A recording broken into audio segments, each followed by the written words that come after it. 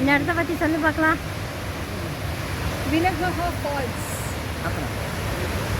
மினசோட்டாவில் இருக்குது. சிட்டிலேருந்து காரை பார்க் பண்ணிவிட்டு உடனேவே பக்கத்தில் வந்தாங்கன்னா இந்த மாதிரி ஒரு ஃபால்ஸில் 50 அடி உயரம். மழை பெய்யும் போது தான் நிறைய தண்ணி இருக்கும், இல்லாட்டி ட்ராட் ஆகிடும். இது போய் மிசிசிப்பியில் போய் கலந்துரும் இந்த தண்ணி.